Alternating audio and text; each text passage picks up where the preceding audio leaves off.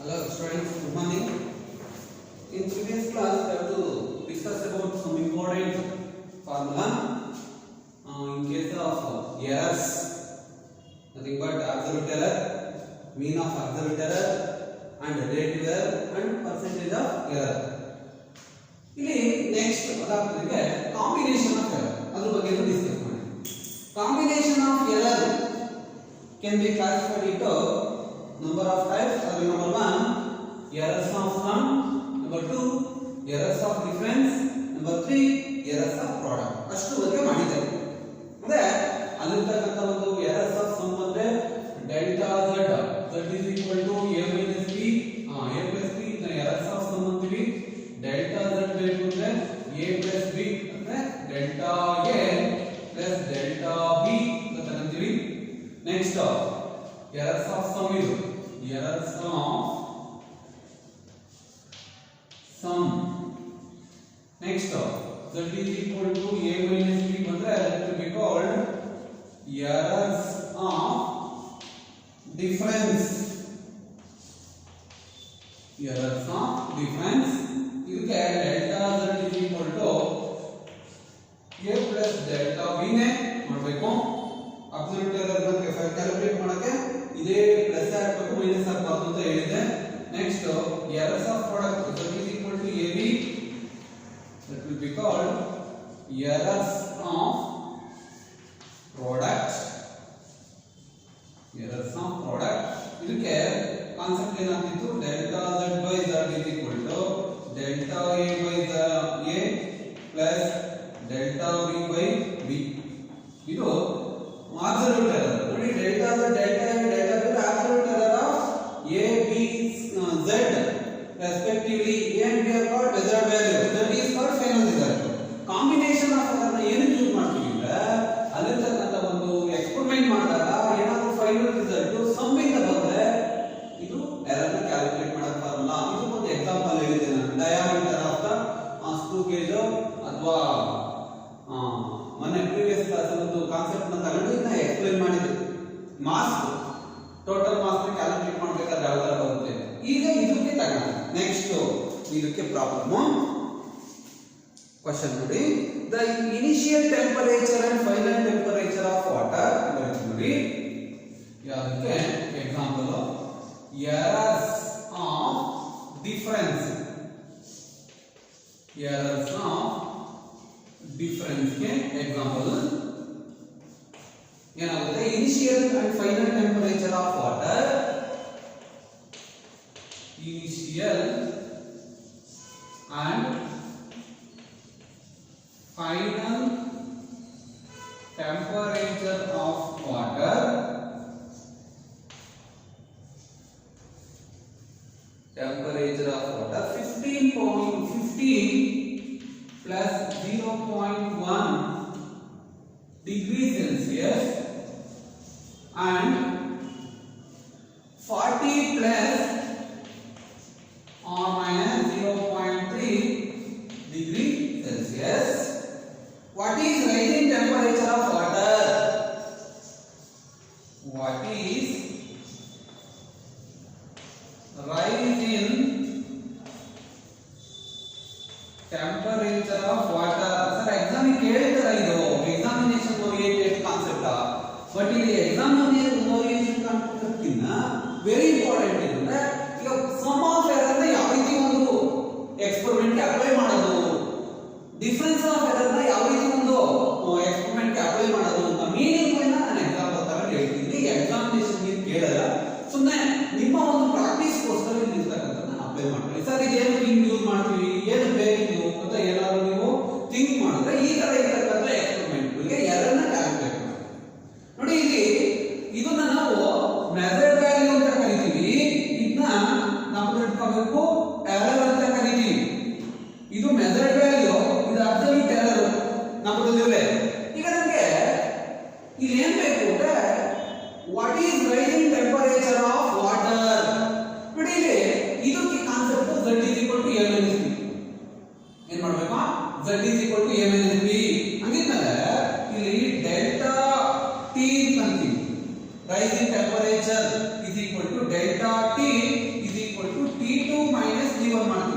highest value minus least value. ಯಾಕಂದ್ರೆ highest ನ lowest ಅಲ್ಲಿ ನಾವು ಡಿಫರೆನ್ಸ್ ಮಾಡಬೇಕು. ಇದು ರೈಸ್ ಆಗಿರತಕ್ಕಂತ ಟೆಂಪರೇಚರ್, ಇದು ಇನಿಷಿಯಲ್ ಟೆಂಪರೇಚರ್ ಅಂದ್ರೆ that will be equal to what is the value of T2? T2 nothing but 40 plus or minus 0.3 degree minus 15 plus or minus 0.1 degree Celsius. ಈಗ ಏನು ಮಾಡಬೇಕಿಲ್ಲಿ ನಾವು ಫಸ್ಟ್ ಮೆಜರ್ ವ್ಯಾಲ್ಯೂನ ಡಿಫರೆನ್ಸ್ ಮಾಡಬೇಕು. Measure value ಅಂದ್ರೆ ಇಲ್ಲಿರತಕ್ಕಂತ ಸಾರಿ T1 T2 ಇಲ್ಲಿರತಕ್ಕಂತ concept ಅಲ್ಲಿ highest ಅಂತ ಹೇಳಿ ಇದೇ ತರ ಮಾಡಿ ಆಸ್ ಇಟ್ ಈಸ್ ನಿಮಗೆ ಗೊತ್ತಾಗ್ತದೆ. T1 T2 ಇದನ್ನ T1 ಅಂತ ಕನ್ಸಿಡರ್ ಮಾಡಿ, that will be called T2. ಏನಾಗುತ್ತೆ ಪಡೆದರೆ T1 15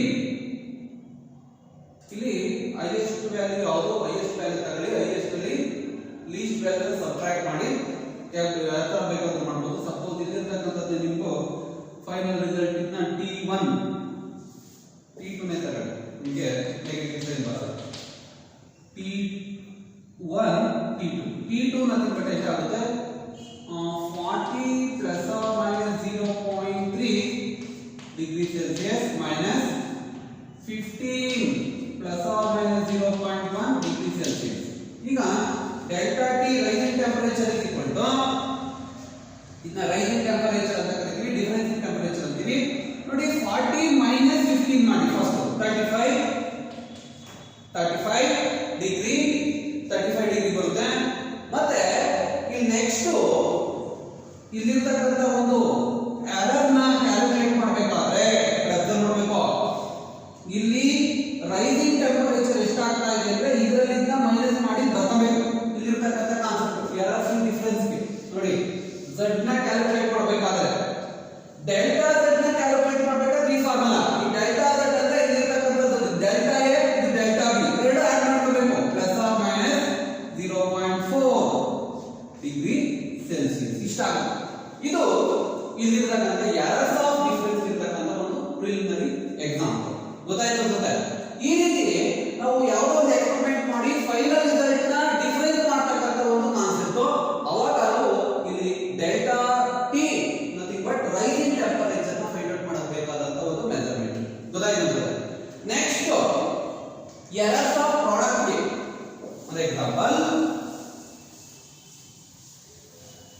errors of product.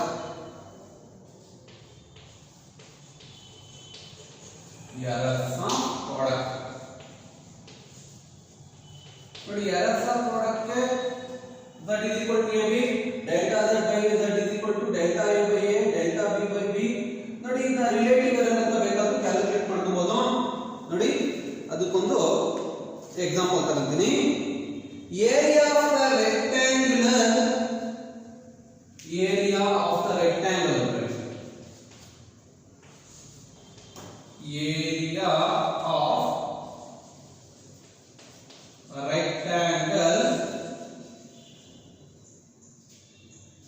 rectangle is area of rectangle is in terms of L into B, that is equal to area ಬರುತ್ತೆ.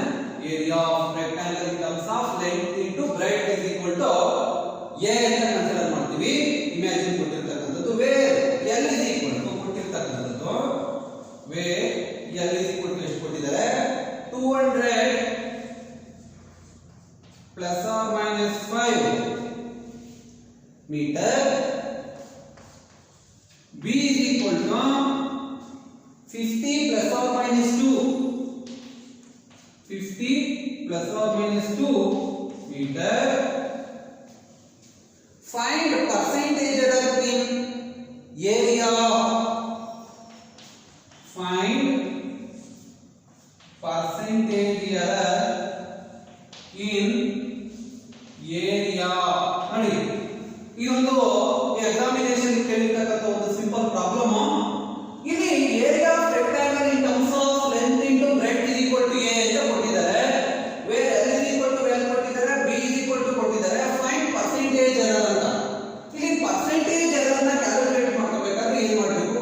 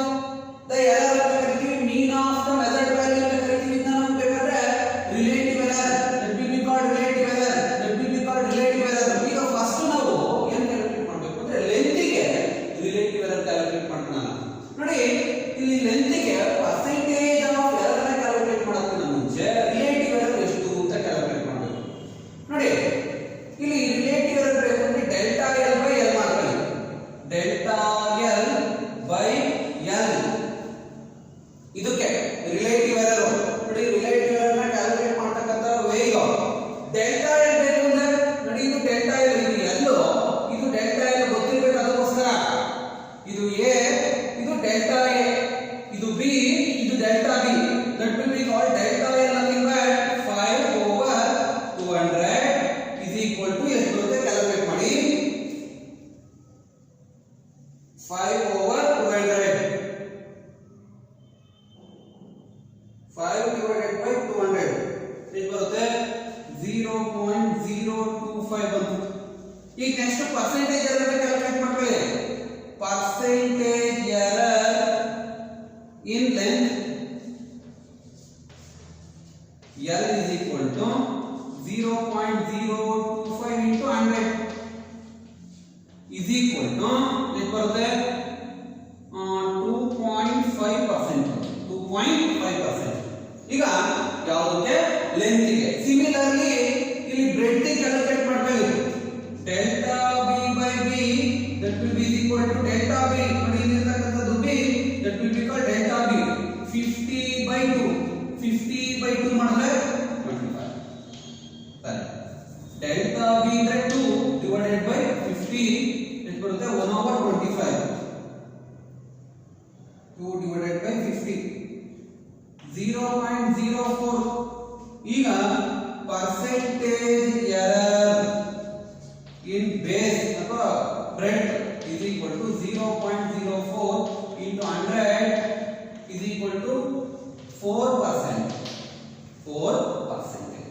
ಈಗ ಗೊತ್ತಾಯ್ತು ಅನ್ಸುತ್ತೆ ಇಲ್ಲಿರ್ತಕ್ಕಂಥ ಕಾನ್ಸೆಪ್ಟ್ ಕ್ಯಾಲ್ಕುಲೇಟ್ ಮಾಡಿದ್ವಿ ಈಗ ಅವ್ರು ಕೇಳಿರೋದು percentage error in area percentage error in area is equal to ಏನಾಗುತ್ತೆ ನೋಡಿ ಇಲ್ಲಿ ಇರತಕ್ಕಂತದನ್ನ ಎರರ್ಸ್ ಆಫ್ ಪ್ರಾಡಕ್ಟ್ ಅಪ್ಲೈ ಮಾಡಿ ಎರರ್ಸ್ ಆಫ್ ಪ್ರಾಡಕ್ಟ್ ಏನು ಇಲ್ಲಿ z is equal to ab ಇದ್ದಾಗ ಎರರ್ ನ ಕ್ಯಾಲ್ಕುಲೇಟ್ ಮಾಡೋಕೆ ಯಾವ ರೀತಿ ಫಾರ್ಮುಲಾ ರೂಲ್ ಅಪ್ಲೈ ಮಾಡಬೇಕು delta z by z is equal to delta a by a plus delta b by b formula percentage error is equal to ನೋಡಿ percentage error in length plus ನೋಡಿ percentage error in length a ನ a ಕೊಳ್ಳಿ ಇದು b ಕೊಳ್ಳಿ a plus b ಅಂದ್ರೆ percentage error in length plus percentage error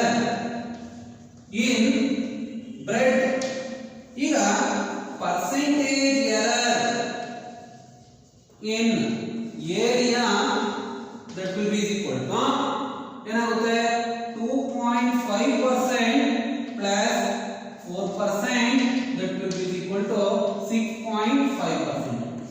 ಯಾವುದು percentage error in area ನೋಡಿ ಏರಿಯಾಗೆ percentage error ಈ ರೀತಿ calculate ಮಾಡಬೇಕು ಗೊತ್ತಾಯ್ತು ಅಂತ ಇದು example in case of error produced in product of two measured value calculate ಮಾಡಬೇಕು ಎರಡು ಒಬ್ಸರ್ವ್ ವ್ಯಾಲ್ಯೂನ ಪ್ರಾಡಕ್ಟ್ ಮಾಡಿದಾಗ ಪರ್ಸೆಂಟೇಜ್ ಎರರ್ ನ ಕ್ಯಾಲ್ಕುಲೇಟ್ ಮಾಡತಕ್ಕಂತ ಒಂದು ಎಕ್ಸಾಂಪಲ್ ಆಗಿದೆ ಗೊತ್ತಾಯ್ತು ಅಂತ ಸಿಂಪಲ್ ಪ್ರಾಬ್ಲಮ್ಸ್ ಈ ರೀತಿ ಮಾಡಬೇಕು ಇನ್ನೊಂದು ತಗೊಳ್ಳೋಣ ಯಾಕಂದ್ರೆ ಎಕ್ಸಾಮಿನೇಷನ್ ಓರಿಯೆಂಟೆಡ್ ಇರುತ್ತೆ ಇನ್ನೊಂದು ಕಾನ್ಸೆಪ್ಟ್ ಆಗ್ತೀನಿ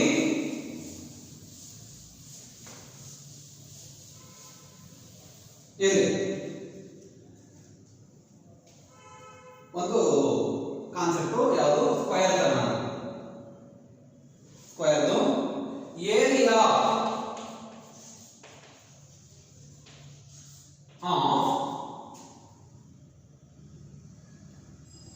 triangle consider area of triangle is a is equal to half into base into height where base is equal to 30 plus or minus 0.2 meter height is equal to 50 plus or minus 0.4 meter find percentage error in area of triangle ನೋಡಿ ಇದೊಂದು example ಯಾವುದಕ್ಕೆ errors of product ಇರತಕ್ಕಂತ example ಈಗ first ಇಲ್ಲಿ percentage error of area of triangle ನ calculate ಮಾಡೋಣ ಮುಂಚೆ percentage error of base ನ ಕ್ಯಾಲ್ಕುಲೇಟ್ ಮಾಡ್ತೀವಿ ಪರ್ಸೆಂಟೇಜ್ ಎರರ್ ಆಫ್ ಹೈಟ್ ಇಲ್ಲಿ percentage error of error of base b is equal to ಬರೀಬಹುದು delta b by b into 100%. ಎರಡು ಒಂದೇ ಆಗಲೇ ಇದನ್ನ ಕ್ಯಾಲ್ಕುಲೇಟ್ ಮಾಡಿ ಆಮೇಲೆ ಸಬ್ಸ್ಟಿಟ್ಯೂಟ್ ಮಾಡಿ. ಓ ಇದು ಡೈರೆಕ್ಟ್ ಆಗಿದೆ. delta b ನ ಡಿವೈಡ್ ಮಾಡಿ ಇದು delta b that will be called b, ಇದು h, ಇದು delta h. Application oriented delta a delta z ಅಂತ ಯೂಸ್ ಮಾಡ್ತಿಲ್ಲ. delta b ಅಂದ್ರೆ 0.2/30 into 100% that will be equal to ಎಷ್ಟು ಬರುತ್ತೆ ಕ್ಯಾಲ್ಕುಲೇಟ್ ಮಾಡಿ. ಎಷ್ಟಾಗುತ್ತೆ 0.2 divided by 30 into 100 ಡೈರೆಕ್ಟ್ ಮಾಡ್ತೀವಿ.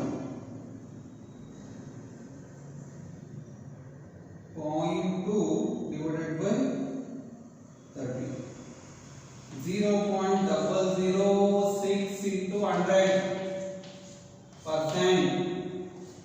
is equal to 0.6%. Next, percentage error of height h is equal to delta h by h into 100 is equal to delta h nothing but 0.4/50 into 100%. That will be equal to 0.4 divided by 50,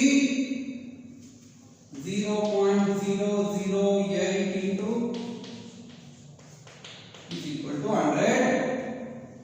ಇದಾಗುತ್ತೆ 0.8%.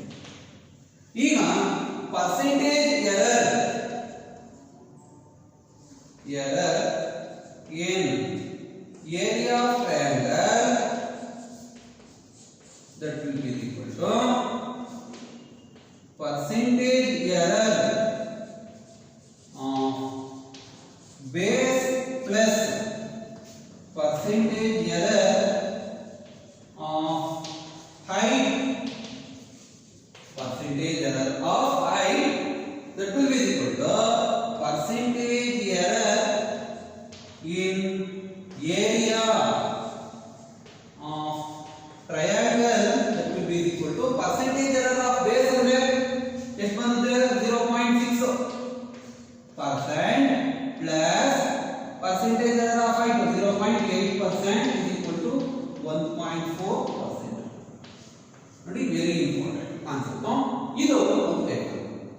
ಇದೇ ತರ ಇನ್ನೊಂದು ಕೊಡ್ತೀನಿ, ಮನೆ ಮಾಡ್ಕೊಳ್ಳಿ, ಒಂದು idea ಸಿಗುತ್ತೆ. ಇದು ಎಕ್ಸಾಮಿನೇಷನ್ ಗೆ ಕೇಳೋ ಚಾನ್ಸಸ್ ಇರುತ್ತೆ. ಈ ರಿವರ್ಸ್ ಕೇಳಬಹುದು, ವೆರಿ ಇಂಪಾರ್ಟೆಂಟ್. ಕ್ಯಾಲ್ಕುಲೇಟ್ ಮಾಡೋದು ನೋಡಿ, ಎರರ್ ಆಫ್ ಸಮ್ ಮತ್ತೆ ಎರರ್ ಆಫ್ ಡಿಫರೆನ್ಸ್ ನ ಮಾಡ್ಬಿಡಬಹುದು. ಎರಡಕ್ಕೂ ಸೇಮ್ ಮೆಥಡ್, ಏನು ಚೇಂಜ್ ಆಗಲ್ಲ. ಬಟ್ ಎರರ್ ಆಫ್ ಪ್ರಾಡಕ್ಟ್ ಗೆ ಮಾತ್ರ ಮೆಥಡ್ ಫಾಲೋ ಮಾಡಬೇಕಿದು. ಎರರ್ ಆಫ್ ಪ್ರಾಡಕ್ಟ್ ಗೆ ಎಕ್ಸಾಂಪಲ್ಸ್ ಇವು. ನೆಕ್ಸ್ಟ್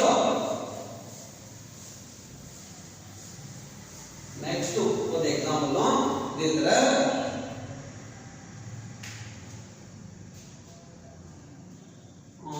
ಟ್ರಯಾಂಗಲ್ ಆಯ್ತು, ರೆಕ್ಟಾಂಗಲ್ ಆಯ್ತು, ಇನ್ನೊಂದು ಯಾವ್ದು ಕೊಡೋಣ ನನಗೆ, ರೆಕ್ಟಾಂಗಲ್ ನೋಡಿ. ಇದನ್ನ ಕ್ಯಾಲ್ಕುಲೇಟ್ ಮಾಡಿ. Area of rectangle is A is equal to length into breadth ಅಂತ concept. If L is equal to 4 plus or minus 0.1 meter, B is equal to 3 or 2 plus or minus 0.3 meter, find percentage error in area of rectangle. ಇದು calculate ಮಾಡಬೇಕಾದಂತ ಒಂದು concept ನೋಡಿ. Reference problem ತಗೊಂಡು calculate ಮಾಡ್ಕೊಳ್ಳಿ. ಎಲ್ಲಾದ್ರೂ ಒಂದು concept use ಆಗುತ್ತೆ. ಇದು ಒಂದು ಎಕ್ಸಾಂಪಲ್ ಯಾವುದೇ errors of. Next errors of quotient ನೋಡೋಣ. ಇದೆ ನೆಕ್ಸ್ಟ್ ಕಾನ್ಸೆಪ್ಟ್ ಅದಾಗಿಲ್ಲ ಅನ್ಸುತ್ತೆ. ಎರರ್ಸ್ ಆಫ್ ಕೋಶನ್ ಸರಿ ಅದಕ್ಕೆ ಥಿಯರಿ ಆಗಿಲ್ಲ ಥಿಯರಿ ಹೇಳ್ಕೊಡ್ತೀನಿ ಎರರ್ಸ್ ಆಫ್ ಕೋಶನ್ ಇದು ರೇಷಿಯೋದ ಬರ್ತಕ್ಕಂಥದ್ದು errors of question very important ಇದು ಸಿಇಟಿ ಮತ್ತೆ ಎಕ್ಸಾಮಿನೇಷನ್ ಗೆ ಇಂಪಾರ್ಟೆಂಟ್ ಆಗುತ್ತೆ ಇಲ್ಲಿ ಎರರ್ಸ್ ಆಫ್ ಕೋಶನ್ ನ ಯಾವ ರೀತಿ ಮೆಜರ್ ಮಾಡೋದು ಇಲ್ಲಿ ಮತ್ತೆ let A and B be the measured value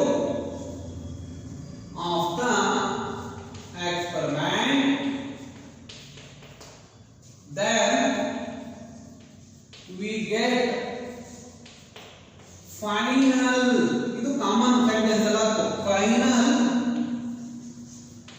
result z ಎರಡು ಎಕ್ಸ್ಪೆರಿಮೆಂಟ್ ಮಾಡಿ ಎರಡು ಮೆಥಡ್ ವ್ಯಾಲ್ಯೂ ಮೆಜರ್ ಮಾಡ್ತೀವಿ ಫೈನಲ್ ರಿಸಲ್ಟ್ ಬರುತ್ತೆ then z is equal to quotient ಅಂತ ಹೇಳಿದರೆ a quotient ಅಂದ್ರೆ the ratio of a to b ಈ ರೀತಿ ಫೈನಲ್ ರಿಸಲ್ಟ್ ಇದು ಬಂತು ಈಗ ನೆಕ್ಸ್ಟ್ ನಮಗೆ delta a then delta a and delta b are the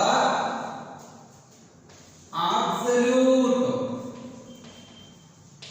errors of a and b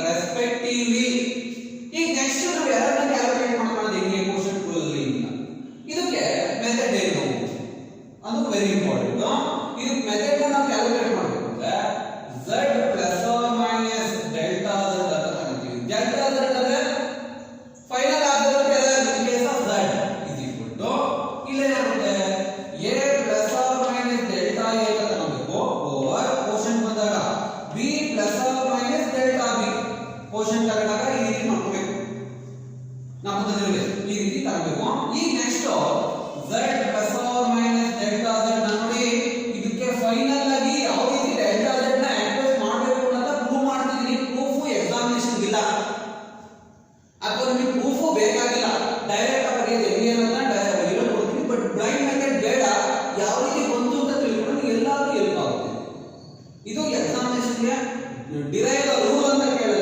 right rule ಅಂತ ಕೇಳಿದ್ರೆ ಅದು ಯಾವ ರೀತಿ ಬರೆಯೋದು ಅಂತ ಹೇಳ್ಕೊಡ್ತೀನಿ ಇಷ್ಟೆಲ್ಲ ಬೇಕಾಗಿಲ್ಲ ಫೈನಲ್ ರಿಸಲ್ಟ್ ಡೈರೆಕ್ಟ್ ಆಗಿ ಬರುತ್ತೆ ಇಲ್ಲಿ ಏನಾಗುತ್ತೆ a plus or minus delta a over b common ತಗೊಂಡಿದ್ದೀನಿ b ಕಾಮನ್ ಫ್ಯಾಕ್ಟರ್ ತಗೊಂಡ್ರೆ ಏನಾಗುತ್ತೆ ಇಲ್ಲಿ b common factor a common factor numerator ಮತ್ತೆ ಡಿನಾಮಿನೇಟರ್ ಕಾಮನ್ ಫ್ಯಾಕ್ಟರ್ ತಗೊಂಡ್ಬಿಡಿ a into 1 plus or minus delta a by a over b common factor ಇದೆ 1 plus or minus delta b over b ನೋಡಿ common factor ತಗೊಂಡ method ನಿಮಗೆ ಗೊತ್ತಿರಲಿ a plus b ನಲ್ಲಿ a common factor ತಗೊಂಡ್ರೆ a into 1 plus b by a ಅದು ಹೆಂಗೆ ನೋಡಿ ಈ ಮ್ಯಾಥಮೆಟಿಕಲ್ ಕಾನ್ಸೆಪ್ಟ್ ಅಲ್ಲಿ ನೀವು ಯಾವುದೇ ಫಂಕ್ಷನ್ ನ ರಿಮೂವ್ ಮಾಡಿ ಹೊರಗಡೆ ತೆಗೆದಿ ಬಟ್ ವ್ಯಾಲ್ಯೂ ಚೇಂಜ್ ಆಗಬಾರದು ಅಂದ್ರೆ ನಾವು ವೆರಿಫಿಕೇಶನ್ ಮಾಡೋಣ ನೋಡಿ ಇದು a ಕಾಮನ್ ತಗೊಂಡಿದ್ದೀನಿ ಹಿಂಗ್ ಬಂದ್ರೆ ಇದು ಸರಿನಾ ಅಂತ ನೋಡಿ ಏನ್ ಮಲ್ಟಿಪ್ಲೈ ಮಾಡಿದ್ರೆ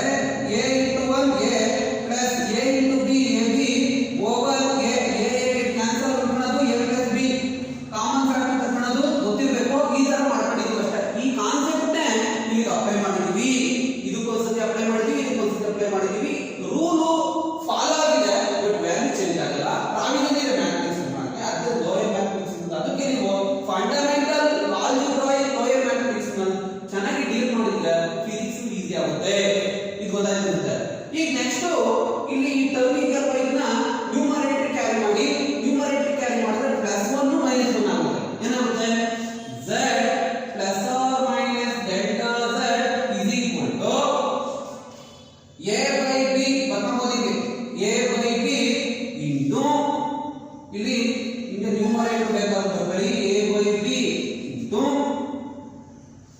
1 plus r minus delta a by a into 1 plus or minus delta b by b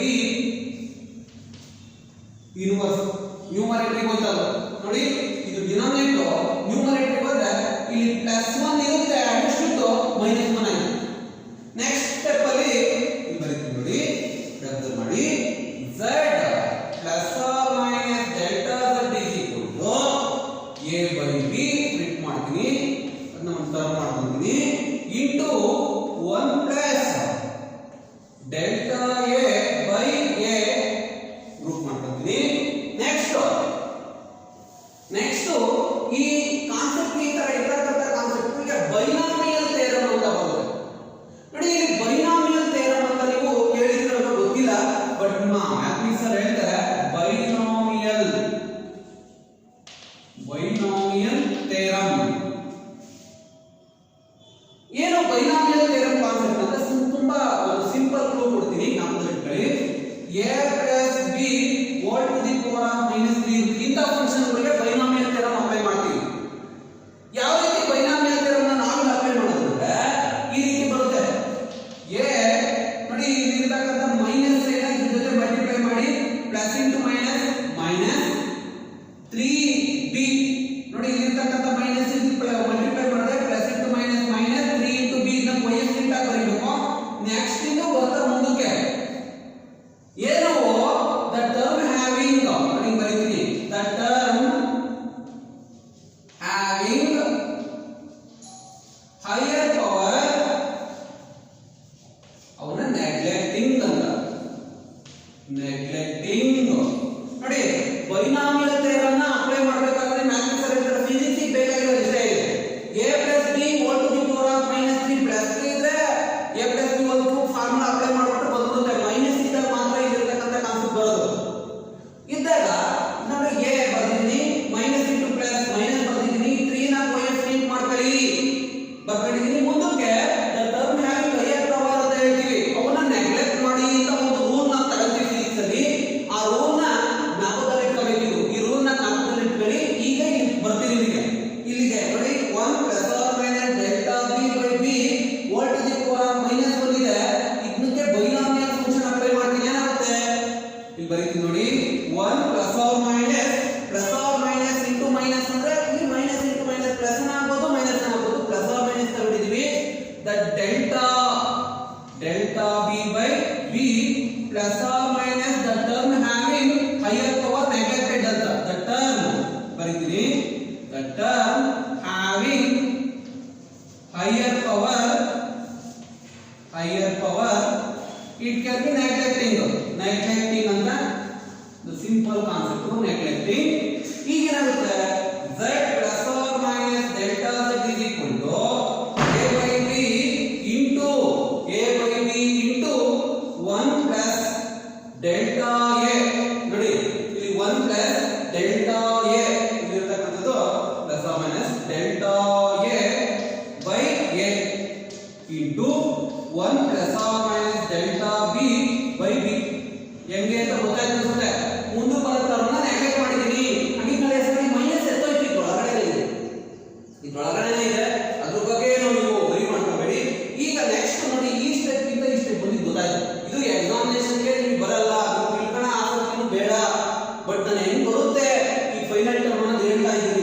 ಈಗ z plus or minus delta z is equal to a by b into multiply ಮಾಡಿ, 1 into 1 1 plus or minus delta b by b into ಇದರಿಂದ multiply ಮಾಡಿ,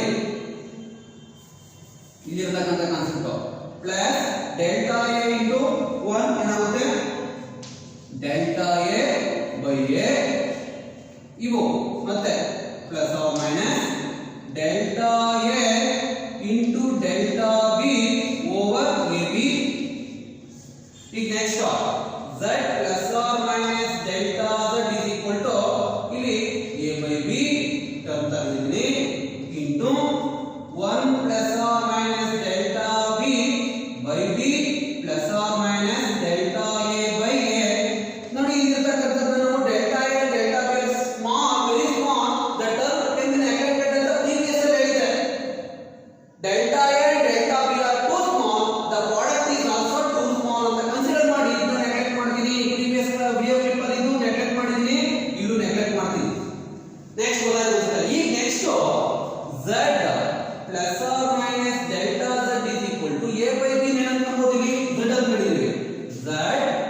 into 1 plus or minus delta a first ಬರ್ಕಂತೀನಿ ಇದು delta b plus or minus delta b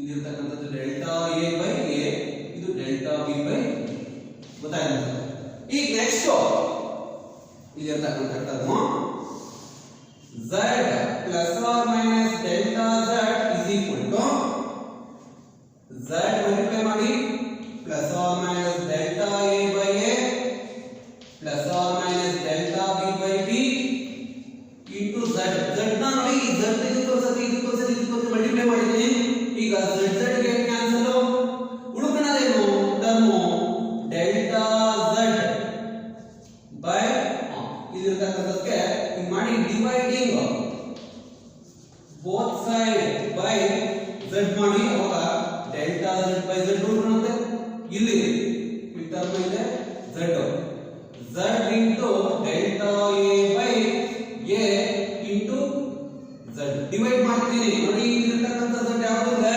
ಈ z into 1 z z into delta a by a z delta a by a plus z delta b by b into z ಈಗ z cancel ಉಳ್ಕೊಳ್ಳೋದು delta a delta z by z is equal to delta a by a plus delta b by that will be the required absolute error in case of errors of quotient ಈ ರೀತಿ quotient ಇದ್ದಾಗ ನಾವು final result ಏನಂತ ಬರೀಬಹುದು delta z by z is equal to delta a plus delta b by b ಕೇಳ್ತಾರೆ write the general rule in case of error of quotient ಅಂತಾರೆ ಅವಾಗ ಬರೀಬೇಕು ನೋಡಿ error of product ಇದೆ error of quotient ಇದೆ ನಮ್ಮಲ್ಲಿ ಇದು ನಮಗೆ ಬೇಕಾದಂತ ಒಂದು ಕಾನ್ಸೆಪ್ಟ್ ಇಷ್ಟೆಲ್ಲ ಏನು ನಿಮಗೆ ರೆಸಿಪಿ ಇಲ್ಲ ಯಾವ ರೀತಿ ಬಂತು ಅಂತ ತಿಳ್ಕೊಳ್ಳೋದು ಬೇಡ